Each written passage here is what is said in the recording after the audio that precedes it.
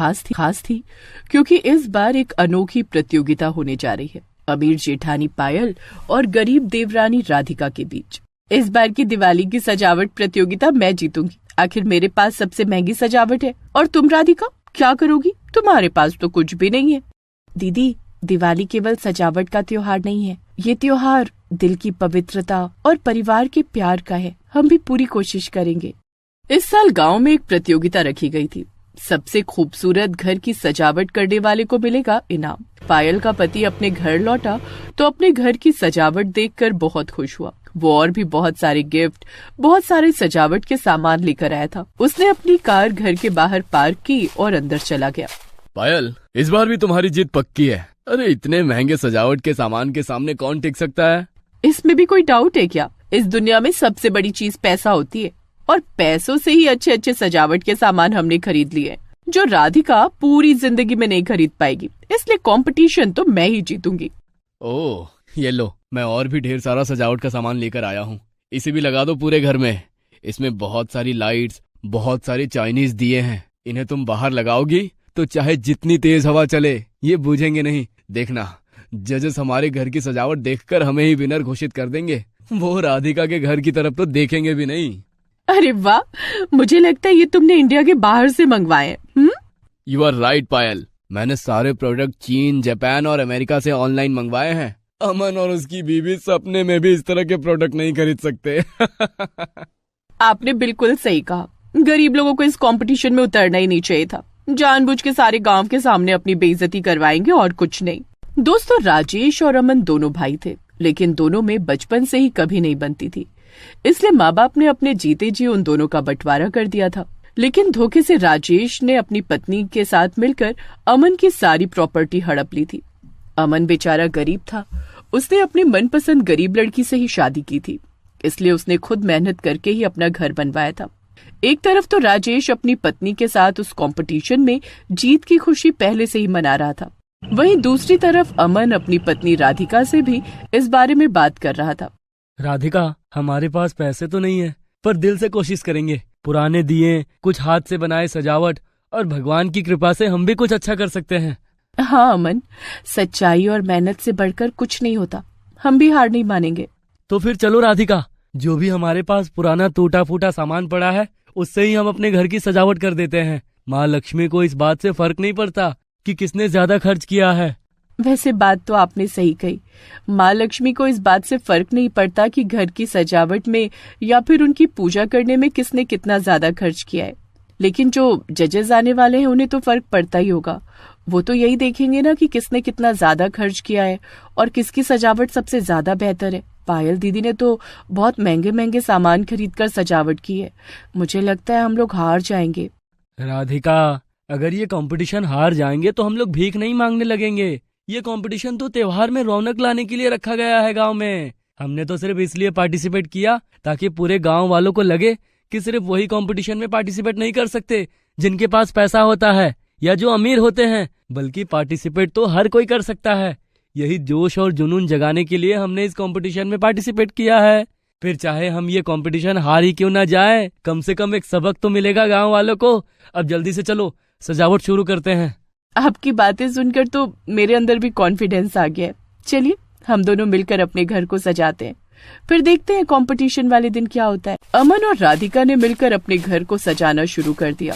उन्होंने अपने हाथों से ही झालर बनाई थी और बहुत ही अच्छे अच्छे लाल पीले कागज को पेंट करके घर के बाहर चिपका दिया था, जिससे घर बहुत शानदार लगने लगा। उन्होंने देसी घी के दिए भी लगाए। घर के बाहर पायल ने बहुत ही खूबसूरत अनाज का इस्तेमाल करके रंगोली बनाई।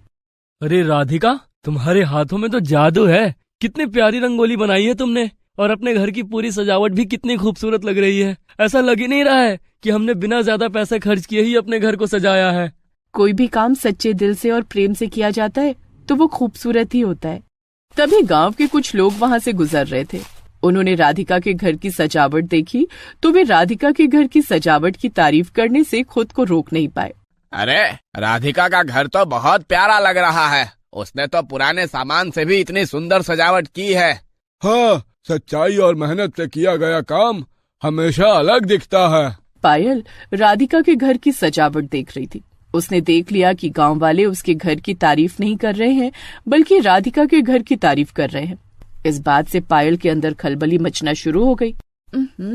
मैंने अपने घर की सजावट करने में लाखों रुपए खर्च कर दिए, लेकिन गांव वालों को वो नहीं दिखाई दे रहा। गांव वाले भिखमंगे हैं, इन्हें गरीब के घर की सजावट ही अच्छी लगेगी। इतना कहकर वो अपने घर के अंदर चली गई। दूसरी तरफ राधिका, पायल दीदी मुझे कभी हरा नहीं सकती, मैं कुछ भी करूंगी लेकिन जीतूंगी। देखो राधिका, हमने अपनी तरफ से पूरी मेहनत कर दी है, बहुत अच्छी सजावट हमने अपने हिसाब से कर ली है। अब जो होगा वो जज खुद बताएंगे। जब रात को सभी लोग सो गए तब पायल अपने घर के बाहर और भी महंगे महंगे सामान लगाने लगी, लेकिन उसकी नजर बार बार राधिका के घर की तरफ जा रही थी। तभी उसके मन में एक ख्याल आया, इस राधिका ने तो मुफ्त में ही इतने अच्छे से घर की सजावट कर ली। वाकई इसका घर देखने में बहुत सुंदर लग रहा है। अगर मैंने अभी कुछ नहीं किया तो कल का कंपटीशन मैं नहीं बल्कि राधिका जीत सकती है। इसकी सारी सजावट अभी बर्बाद कर देती हूँ। अभी सब लोग सो रहे हैं, कोई मुझे देख भी नहीं पाएगा। उसने रंगोली के ऊपर पानी डाल दिया, घी के दिए उसने उठाकर तालाब में फेंक दिए और जो सस्ती झालर लगी हुई थी उन्हें नोचकर कूड़ेदान में फेंक दिया। अब उसका घर पूरी तरीके से बर्बाद हो चुका था। अब देखती हूँ तुम कैसे जीतती हो राधिका। तेरी सारी सजावट मैंने बर्बाद कर दी। अरे मैंने लाखों रुपए खर्च किए और ये गरीब लोग फ्री में कंपटीशन जीत जाए। ऐसा कैसे हो सकता है। अब मैं जाकर आराम से सो जाती हूँ और इस कंपटीशन को जीतने के सपने देखती हूँ। अगले दिन जब राधिका और अमन घर के बाहर आए तब दोनों ने देखा कि उनकी सारी सजावट बर्बाद हो चुकी थी। कंपटीशन आज रात ही था, इसी वजह से दोनों बुरी तरह घबरा गए। अमन, हमारी सारी मेहनत बर्बाद चली गई। अब हमारा क्या होगा। पूरे गांव के सामने हमारी बेइज्जती हो जाएगी। एक मौका मिला था कुछ आगे बढ़ने का जिंदगी में, वो भी हाथ से चला गया। राधिका, वैसे मुझे तो समझ में नहीं आ रहा कि ये सब किसने किया होगा, लेकिन वो बात करने से कोई फायदा नहीं। कंपटीशन आज रात है, हमारे पास अभी 10 घंटे का टाइम है। हम फिर से पूरी मेहनत करेंगे और इस कंपटीशन में पार्टिसिपेट तो जरूर करेंगे। आपने बिल्कुल सही कहा अमन। पता तो वैसे मुझे भी है कि ये सब कौन कर सकता है, पर उस बारे में मैं भी बात नहीं करना चाहती। शायद भगवान हमारी परीक्षा ले रहे हैं अमन, लेकिन हम हार मानने वाले नहीं हैं। हम फिर से शुरुआत करेंगे। अमन और राधिका ने एक बार फिर से पूरा दिन मेहनत की। राधिका ने फिर से दोबारा रंगोली बनाई, लेकिन इस बार रंगोली पहले से कई गुना ज्यादा अच्छी बन गई थी। उसके घर में कुछ पुराने घी के दिए रखे थे, उन्हें उसने बाहर लगा दिए, लेकिन उसके पास झालर नहीं बची थी। तभी वही गांव वाले उसके घर के सामने से गुजर रहे थे। अरे अमन भाई, कल तक तो तुम्हारा घर बहुत सजा हुआ था, ऐसा लग रहा था तुम ही जीतोगे। फिर आप दोबारा इतनी सजावट क्यों कर रहे हो? लेकिन मानना पड़ेगा जो तुमने पहले सजावट की थी, लेकिन उससे भी कई गुना अच्छा तो अब लग रहा है तुम्हारा घर। हाँ भाई साहब, कल रात में लगता है किसी जानवर ने हमारी सारी सजावट बर्बाद कर दी। हमारी झालर कोई नोच ले गया। टेंशन ना लो भाई, मेरे पास बहुत झालरें हैं, अभी लाकर देता हूँ। उस गांव वाले ने अमन को झालर लाकर दे दी। तो फाइनली कंपटीशन का वक्त आ ही गया। सारे जजेस और सभी गांव वाले वहां मौजूद थे। पहले जज ने पायल की सजावट देखी। सजावट तो बहुत बढ़िया है, लेकिन इसमें वो दिवाली वाली आत्मा नहीं दिख रही जो दिल को छू जाए। तभी उन जजेस ने राधिका के घर की सजावट देखी, लेकिन इससे पहले कि जज कुछ बोल पाते, पायल बोल पड़ी। रुको, मुझे कुछ कहना है। मैं इस प्रतियोगिता से अपना नाम वापस लेती हूँ। मैंने राधिका के साथ धोखा किया है। मैंने उसकी सजावट को जानबूझकर खराब किया, लेकिन उसने फिर भी इतनी मेहनत और ईमानदारी से सब कुछ दोबारा बना लिया। असली जीत उसी की होनी चाहिए। सब हैरान हो गए। खैर, जजेस ने राधिका की सजावट देखी और कहा, वाह, इस सादगी में जो सुंदरता है वो कहीं और नहीं देखी। यही तो हमें चाहिए था। हमने ये कंपटीशन इसीलिए तो रखा था जिससे हमें नेचुरल कलाकार मिल सके। अमन और राधिका को पूरे 5 लाख का नगद इनाम और हमारी डेकोरेशन कंपनी में काम करने का सुनहरा मौका दिया जाता है। सारे गांव वाले खुशी से तालियां बजाने लगे। राधिका की आंखों में जीत की खुशी के आंसू थे। दीदी, त्योहार तो हमें जोड़ने के लिए होते हैं, तोड़ने के लिए नहीं। आपने अपनी गलती मान ली, यही बहुत बड़ी बात है। हमें एक दूसरे का साथ देना चाहिए, न कि एक दूसरे को गिराने की कोशिश करनी चाहिए। पूनम अपने गांव में अपने माँ बाप के साथ रहती थी। उसे तीखा और चटपटा खाना कुछ ज्यादा ही पसंद था। एक रोज उसकी सहेली रानी उसके घर आई। यार पूनम, बहुत दिन हो गए तुझसे मिले हुए। तू मुझ पर इल्जाम मत लगा रानी। जब से तेरी शादी हुई है तब से तू मुझे बिल्कुल भूल ही गई है। भूल गई वो कॉलेज के दिन जब हम कॉलेज के बाहर मोमोज और चाउमीन खाया करते थे। पूनम, मुझे वो दिन याद मत दिला यार। तू इतने तीखे मोमोज और चाउमीन बनवाती थी कि हम सबकी आंखें लाल हो जाया करती थी। तुझे याद है अपनी क्लास में वो पंकज नाम का लड़का हमारी क्लास में पढ़ता था?